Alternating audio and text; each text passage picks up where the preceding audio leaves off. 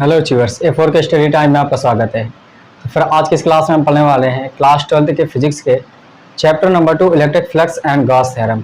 और इस Gauss theorem की जो हमारी एप्लीकेशन है, उनका जो लास्ट एप्लीकेशन है हमारा किसी आवेशित अचालक गोले के कारण वैद्युत क्षेत्र की तीव्रता का व्यंजक ज्ञात करना। ठीक है, intensity of electric field due to a uniformly charge non conducting sphere के कारण मुझे जो वैद्युत क्षेत्र की तीव्रता निकालनी है वो हम देखेंगे कि आज इस डेरिवेशन में कैसे हम निकालने वाले हैं।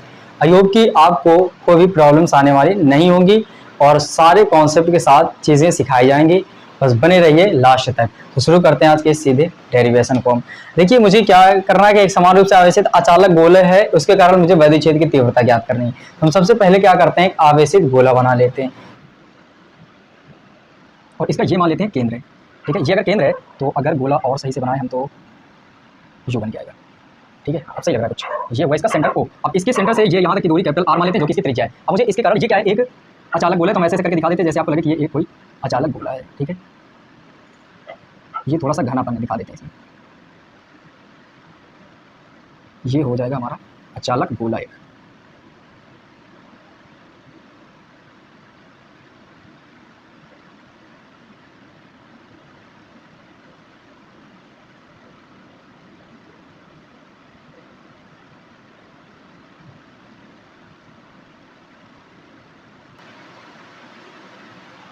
ये मेरे पास से क्या है, अचालक गोला है।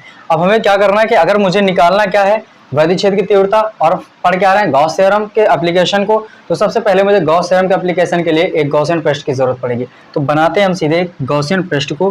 तो ये मैंने माना कि ये मेरे पास गॉसियन पृष्ठ बनने जा रहा है।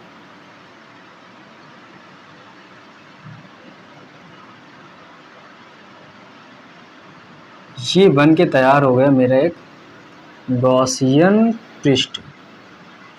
ये बना मेरे पास एक गॉसियन पृष्ठ बन गया। अब हम क्या करते हैं, इसको ऐसे ही गॉसियन पृष्ठ है, एक अंदर से भी ऐसे बना देते हैं ताकि आपको समझ में आए क्यों ऐसा बनाएंगे। अभी ये आपको हम बता देंगे, क्योंकि हम कहीं इसके अंदर भी एक पॉइंट को मानेंगे। आपके पास इसमें इस अचालक गोले के कारण वैद्युत क्षेत्र की तीव्रता तीन जगह पे निकालनी। ये है गोले के पृष्ठ, ये गोले के पृष्ठ के बाहर की बात होगी, ये गोले के पृष्ठ के अंदर की बात होगी, और यहाँ पर होगा कोई बिंदु तो ठीक पृष्ठ पर। तो तीन जगह मुझे निकालना है। इस गोले के बाह्य पृष्ठ पर, वो सिर्फ पृष्ठ पर, पृष्ठ के बाह्य बिंदु पर और पृष्ठ के भीतर बिंदु पर, तीन जगह पर वैद्युत क्षेत्र की तीव्रता निकालनी। तो पहले हम मानते हैं कि एक बिंदु मेरे पास यहाँ है, यहाँ एक बिंदु है इस गोले के पृष्ठ के बाहर, मतलब बाह्य बिंदु पर। ठीक है, और इससे इसकी दूरी, इससे इसकी दूरी मापें तो इस सेंटर से जो इसकी दूरी होगी वो मान लेते हैं स्मॉल आर आ रही है। क्यों, ये तो अगर कैपिटल आर है तो ये तो इससे बहुत बड़ी है, तो इसका मतलब इसके बराबर तो नहीं, इसके बराबर नहीं तो कोई और दूरी माननी है तो स्मॉल आर मानते हैं हम लोग। जब भी और कुछ दूरी माननी है तो वो सीधे हम क्या मान लेते हैं, स्मॉल आर। यहाँ से स्मॉल आर दूरी मैंने मानी कि यहाँ से ओ से लेकर के यहाँ तक की जो दूरी होगी वो इतनी होगी, स्मॉल आर। अब हम क्या करते हैं कि मुझे निकालना क्या है, वैद्युत क्षेत्र की तीव्रता, और किसके प्रमेय के अनुसार, गॉस के प्रमेय के अनुसार। तो सबसे पहले यहाँ पर एक छोटा सा भाग कट कर लेंगे हम लोग, क्योंकि वैद्युत फ्लक्स से निकालना होगा। वैद्युत फ्लक्स से किसी बिंदु से, किसी पृष्ठ से होकर गुजरते हैं, तो ये मैंने छोटा सा भाग काट लिया। ये इस पूरे का क्षेत्रफल जो गोलेकार गॉसियन पृष्ठ उसका क्षेत्रफल a है, और इतने का जिसका काटा गया है उसका क्षेत्रफल dA है। ये मैंने माना है। ठीक है, अब यहाँ से आप क्या करोगे, यहाँ पर जैसे इसको प्लस q आवेश हम लोग देते हैं तो ये इसके बाह्य पृष्ठ पे ना फैल के इसके संपूर्ण आयतन में फैल जाता है। किसी अचालक के गोले को दिया गया आवेश उसके संपूर्ण आयतन में फैल जाता है। अगर ये आयतन में फैला है तो ये पूरे पे आयतन में फैला है मान लो, तो प्लस q आवेश के कारण इस बिंदु P पर वैद्युत क्षेत्र की जो दिशा होगी, धनावेश के कारण किसी बिंदु पर वैद्युत क्षेत्र की दिशा उस बिंदु से दूर की ओर होती है। तो इस बिंदु पर निकालना, इस बिंदु से दूर की ओर की मतलब बाहर की ओर, ऐसे कर दें। तो ये क्या आ जाएगा, ई वेक्टर की दिशा मेरे पास। ठीक है, अब दूसरी बात क्या है, इस क्षेत्रफल जो ए है, dA है, छोटा सा क्षेत्रफल है, उस छोटा सा क्षेत्रफल का भाग मानो, क्षेत्रफल का भाग है ये छोटा सा। तो इसके जो क्षेत्रफल ये अगर माने तो क्षेत्रफल सदिश की दिशा मुझे निकालनी है। ठीक है, तो अगर आपसे कहे कि ये ऐसे स्फीयर बना है, पूरा ये स्फीयर ऐसे बना है, अब इसके इस भाग पर मैंने छोटा सा भाग कट किया है, तो आपको पता है क्षेत्रफल सदिश क्या होती है कि अगर क्षेत्रफल सदिश की दिशा निकालने, तो जैसे ये पृष्ठ है तो इसके ठीक लंबवत लेना है मुझे, ठीक लंबवत लेना है। अगर पृष्ठ मैंने यहाँ काटा तो पृष्ठ यहाँ पर बना, तो इसके लंबवत लोगे तो ऐसे करके लोगे आप, ऐसे जिधर की ओर ये रेड है। तो ऐसे कर लेंगे, तो ठीक मैंने ऐसे करके दिखाएंगे तो बाहर की ओर ही हो जाएगा। तो जो ई वेक्टर की दिशा आएगी डी ए वेक्टर की, वो भी किधर की ओर हो जाएगी, बाहर की ओर। जो क्षेत्रफल सदिश की दिशा वो भी बाहर की ओर, ई वेक्टर की दिशा वो भी बाहर की ओर। अब हम बात करते हैं यहाँ पर कि जो ये छोटा सा भाग डीए है, यहां से होकर कितने बल रेखाएं गुजर रही हैं, मतलब वैद्युत फ्लक्स कितना होगा वो हम निकालेंगे। तो लिखेंगे लघु क्षेत्रफल अवयव, लघु क्षेत्रफल अवयव डीए से होकर गुजरने वाला, डीए से होकर गुजरने वाला वैद्युत फ्लक्स,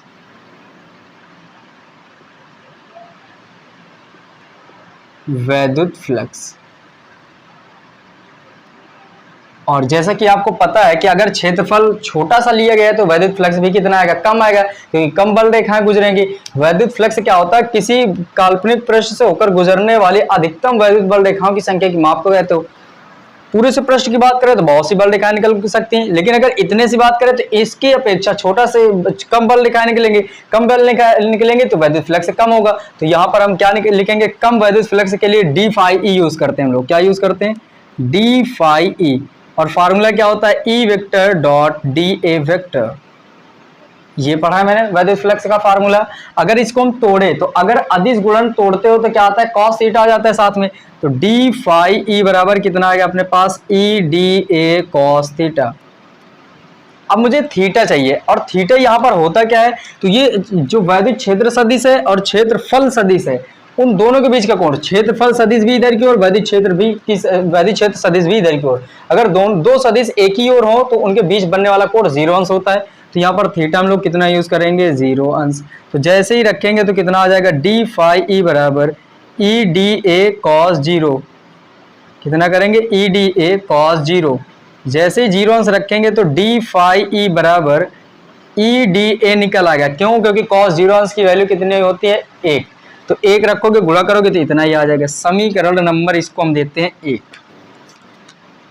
ये रहा समीकरण नंबर 1। अब हमने ये निकाल लिया कि इस पूरे पृष्ठ के इतने से भाग से होकर गुजरने वाला वैद्युत फ्लक्स इतना है। अब हम निकालेंगे संपूर्ण पृष्ठ से होकर गुजरने वाला वैद्युत फ्लक्स।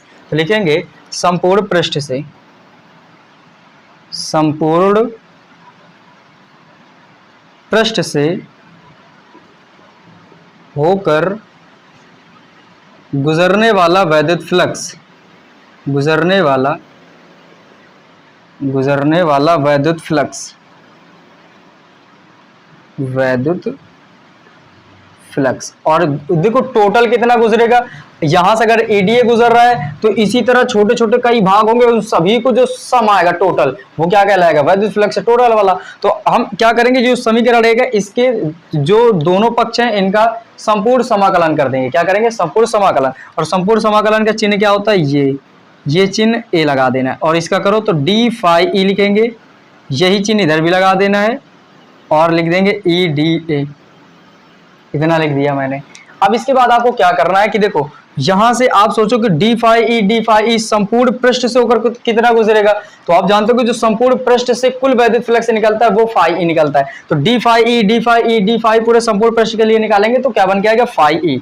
तो ये आ गया मेरे पास फाई ई बराबर, इधर कितना आएगा, ई तो पहले ही बाहर हो जाएगा। और डीए संपूर्ण, ये डीए मिलकर पूरे संपूर्ण पृष्ठ के लिए जब लेंगे तो संपूर्ण पृष्ठ के लिए जब डीए छोटे छोटे मिलाकर बनाएंगे तो पूरा पृष्ठ आ जाएगा। और उसका क्षेत्रफल कितना होता है, ए। तो ये जो ई तो बाहर हो गया पहले, और डीए ये संपूर्ण समाकलन का चिन्ह डीए, इसका मान कितना हो जाएगा, ए।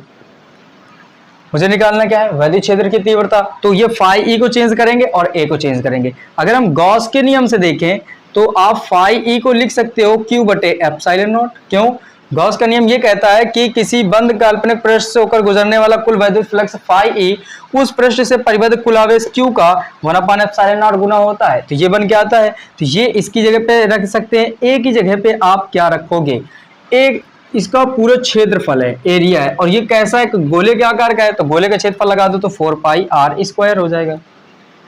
किसका ले रहे हो, अभी बाहर वाले पृष्ठ का ले रहे हो, तो बाहर की त्रिज्या कितनी है, यहां से यहां तक की स्मॉल आर, ये कैपिटल आर मत रख लेना, क्योंकि बाह्य बिंदु पर है, तो बाह्य बिंदु वाले गोले की त्रिज्या कितनी है, यहां से लेकर यहां तक की, तो वहीं का स्क्वायर करना, तो कैपिटल स्मॉल आर का होल स्क्वायर करेंगे, तो स्मॉल आर का स्क्वायर कर देंगे, तो ये एक हमारा निकलेगा, तो रखेंगे फाई की जगह पे क्यू बटे एप्सिलॉन नॉट, ए की जगह पे ये इतना, तो क्या आएगा मेरे पास यहाँ से क्यू बटे एप्सिलॉन नॉट बराबर ई की वैल्यू ई है, ए की वैल्यू रखेंगे 4 पाई आर स्क्वायर, तो 4 पाई आर का स्क्वायर। अगर हम यहां से देखें कि ये 4 पाई आर स्क्वायर इधर गुणे में इधर आएगा तो बटे में हो जाएगा, तो ई बराबर उधर ई बचेगा, इधर क्या आ जाएगा क्यू बटे ये आएगा एप्सिलॉन नॉट, और ये गुणे पे कितना आ जाएगा इधर नीचे 4 पाई आर स्क्वायर, और उधर क्या बचा ई, तो इसको हम ऐसे लिखना चाहे तो गुणे पे एक इसके मान सकते हैं, तो ये एक बटे में 4 पाई एप्सिलॉन नॉट एक साथ कर दे और क्यू बटे आर स्क्वायर अलग कर देंगे, तो ई बराबर एक तरफ ई है, दूसरी तरफ क्या आएगा 1 अपॉन ये 4 पाई और एप्सिलॉन नॉट एक साथ, तो 4 पाई एप्सिलॉन नॉट, और क्या बचा क्यू बटे में आर स्क्वायर, तो क्यू बटे में आर का स्क्वायर, इतना कर देंगे, और यही है हमारा बाह्य बिंदु पर वैद्युत क्षेत्र की तीव्रता का व्यंजक, कि किसी अचालक गोले के बाह्य बिंदु पर वैद्युत क्षेत्र की तीव्रता कितनी होती है, तो 1 upon 4 pi epsilon not Q बटे आर स्क्वायर। अगर यहाँ पर एक कंडीशन ये लागू होती कि यहाँ पर अगर हम ये कहते कि ये जो सारा प्रोसेस है ऐसे माध्यम में रखा है, ये जो अचालक गोला है ऐसे माध्यम में रखा है जिसका परावैद्युतांक के है, अगर ये आप लिख देते हो तो परावैद्युतांक के वहीं पर अगर डेफिनेशन जब लिख रहे होगे, रचना जिसे लिखते हो रेफरेंस जिसे कहते हैं, अगर वो लिखेंगे हम लोग तो वहीं पर जब के शुरू होता है तो यहाँ पर क्या हो जाएगा 1/4 पाई एप्सिलॉन नॉट, और बाद में क्या लिख देंगे के, तो यहाँ के आ जाएगा, तो आसानी से लिख सकते हो, यहाँ पर अभी कुछ भी नहीं करना, तो ये ऐसे ही डेरिवेशन निकल आया। अब मुझे क्या निकालना है कि अगर ये बिंदु, अगर ये वाला बिंदु इस जगह पे ना होकर यहां कहीं होता, मान लो कि यहां पर इस जगह पर हो जाता, ये बिंदु कहां पर होता पृष्ठ पर, अब ये पृष्ठ पर आप काटते भाग, फिर ये P डैश होता मान लो, ठीक है, अगर P डैश होता तो ये कहां पर आ गया पृष्ठ पर, तो निकालेंगे पृष्ठ के लिए, ये कहां है बाह्य बिंदु के लिए, तो इसको लिख देते हैं कि कहां के लिए बाह्य बिंदु P पर, बाह्य बिंदु P पर, ठीक है, ये फर्स्ट नंबर है। सेकंड पे कहां निकालेंगे हम लोग पृष्ठ पर,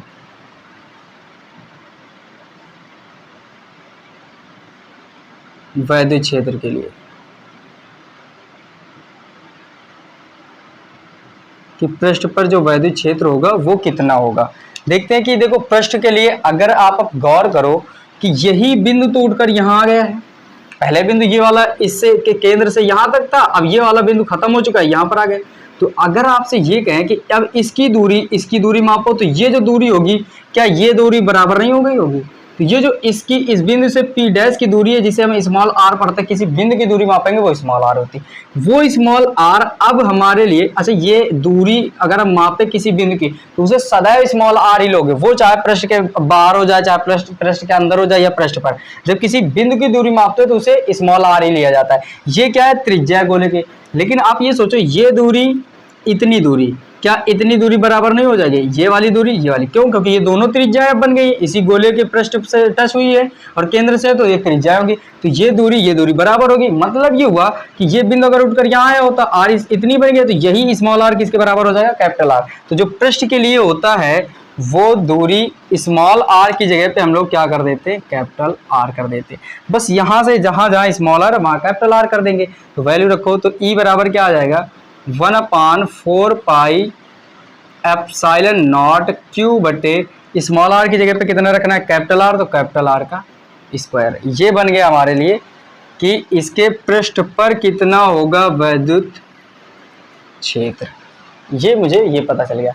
अब अगर हम ये कहें कि ये बिंदु कहीं पर यहां कहीं मिला है मुझे, ये बिंदु अब इस बार यहां कहीं पर आ गया है, वो कहीं पर आ जाए, वो अंदर आ जाए, बस इसकी दूरी को मैंने कहा अगर कोई बिंदु लोगे P डबल डैश ले लेते, अगर जैसे ही कोई बिंदु लेते हो तो उसकी दूरी सदैव r मानी जाती है, तो ये कितनी हो जाएगी स्मॉल r। अब यहां से आपको जरा सा चेंजमेंट करना है, ठीक है, तो वो क्या करेंगे थर्ड स्थिति पे देखेंगे हम लोग, आंतरिक बिंदु पर, बिंदु P डबल डैश पर एक बात तो ये है कि आपने ये सीखा था इससे पहले वाले डेरिवेशन में, जब चालक गोला था मेरे पास, गोली का कोसा जो वो चालक था, तो उसके बाह्य पृष्ठ पर था और बाह्य बिंदु पर था और उसके पृष्ठ पर था, जबकि अंदर कितना आ रहा था, शून्य। लेकिन यहाँ शून्य नहीं आएगा, ऐसा क्यों है? तो मैंने ये समझाया आपको कि जो किसी अचालक गोले को दिया जाने वाला आवेश उसके पूरे आयतन में फैलता है, जबकि चालक को दिया गया आवेश उसके बाह्य पृष्ठ पर फैलता है। तो जो चालक था उसके बाह्य पृष्ठ में था तो अंदर तो शून्य था आवेश, लेकिन इसके अगर हम इसकी बात करते हैं तो इसके लिए अंदर भी आवेश है, बाहर भी, पूरे वॉल्यूम पे फैला है, इसके पूरे आयतन पे फैला है। अब आप ये सोचो कि इसके पूरे इतने, ये मैंने यहाँ बिंदु पी है पी डैश, तो यहाँ मुझे गॉसियन पृष्ठ की जरूरत पड़ेगी, इस वजह से मैंने खींचा था। आप इमेजिन करोगे क्योंकि ये काल्पनिक पृष्ठ होता, कहीं भी इमेजिन कर सकते हो, मैंने यहाँ पर किया। अब आपको एक बात ये गौर करनी, फार्मूला तो यही आएगा 1/4πε0 q/r²। बस आपको एक बात ये समझना है, क्यों नहीं आएगा, ये जो क्यू है वो क्यों नहीं आएगा, क्यों नहीं आएगा वो एक बात समझना। यहाँ पर पूरे में जो कुल मिलाकर आवेश फैला वो कितना है, क्यू।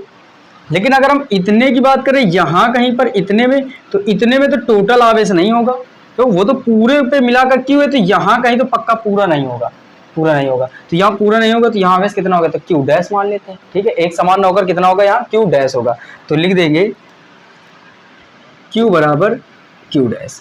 जहां क्यू है वहां हम क्या रखेंगे, क्यू डैश। तब फार्मूला बनाओगे तो ई बराबर क्या आएगा, 1/4πε0। क्यू की जगह पे मुझे क्या रखना है, क्यू डैश, और बटे में आर की जगह पे क्या रख देना है, आर डैश मान लेते हैं हम लोग, आर स्क्वायर मानेंगे क्योंकि ये दूरी तो हम आर ही रखेंगे और आर स्क्वायर कर देंगे। ये मेरे पास बना।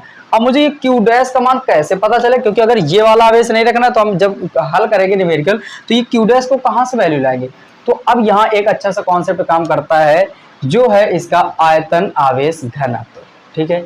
क्योंकि आप जानते हो किसी भी, ये गोला है, अगर गोले के मैं आयतन आवेश घनत्व की बात करूं तो चाहे इस बिंदु की बात करूं चाहे यहाँ के, तो पूरे पृष्ठ, चाहे इतने पृष्ठ की बात करूं चाहे इस पृष्ठ की, चाहे छोटे से गोला इसके अंदर का काट लूं या पूरा सा गोला, उसके संपूर्ण में जो आयतन आवेश घनत्व होगा वो कैसा होता है, एक समान होता है। आयतन आवेश घनत्व एक समान होता है। तो अगर मैं यहाँ से बात करूं, इसको इतना सा छोटा सा एक गोला मैंने मान लिया है, रेड वाला, ठीक है, उसकी त्रिज्या स्मॉल आर, और ये जो संपूर्ण गोला है उसकी त्रिज्या कैपिटल आर। अगर मैं आपसे ये कहूं कि जो आयतन आवेश घनत्व होता है वो क्या होता है, आयतन आवेश घनत्व, आवेश घनत्व, अब इसके बारे में हम जानेंगे। इसको हम रो से प्रदर्शित करते हैं, रो, और रो बराबर क्या होता है, क्यू बटे वी, क्यू बटे वी।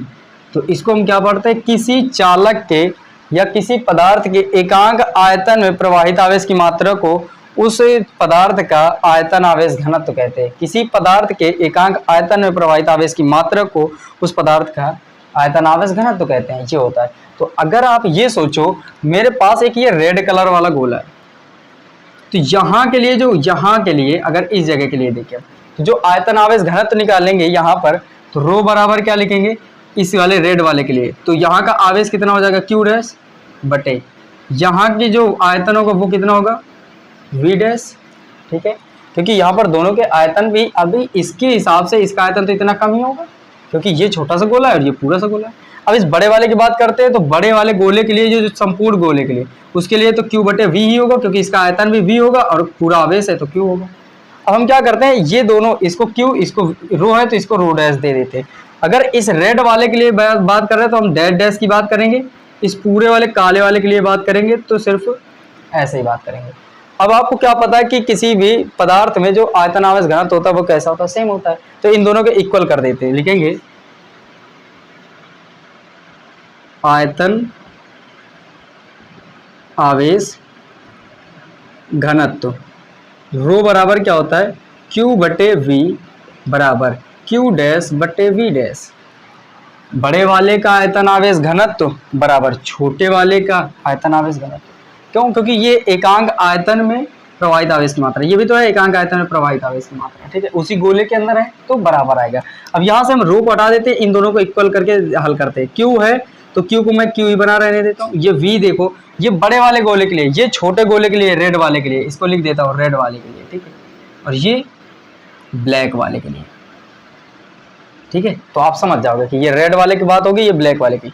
अगर मैं रेड, ये कौन सा है, ब्लैक वाला, अगर ब्लैक वाले का आयतन निकालूं इसका, तो गोले का आयतन लिखना होगा, और गोले का आयतन क्या होता है, यहाँ पर जो वी आएगा यहाँ पर, तो वो कितना आएगा 4/3 पाई आर क्यूब। ये कैपिटल आर इस वजह से आया, गोले का आयतन क्या होता है 4/3 पाई आर क्यूब। अब ये आर क्यूब कैपिटल क्यों है, क्योंकि ब्लैक वाले की बात करो तो ब्लैक वाले की त्रिज्या कितनी कैपिटल आर, तो यहाँ पर कैपिटल आर आएगा। तो मैं यहाँ से लिखना चाहूँ तो 4/3 पाई आर क्यूब लिख सकता हूँ बराबर।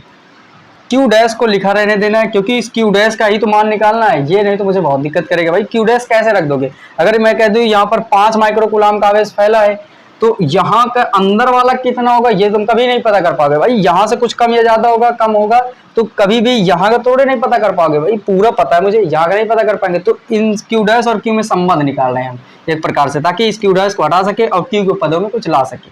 तो बटे में वी डैश की बात करते हैं, इसकी बात करते हैं रेड वाले के, वी डैश किसका है रेड वाले के। तो इसके लिए जब हम लिखेंगे तो वी बराबर कितना आएगा 4/3 पाई आर क्यूब। क्यों, इसकी जो त्रिज्या हुई है वो कितनी मान ली है मैंने स्मॉल आर, तो यहाँ पर रख देंगे 4/3 पाई आर क्यूब, ये मैंने रखा। देखो 4/3 पाई 4/3 पाई कैंसिल आउट।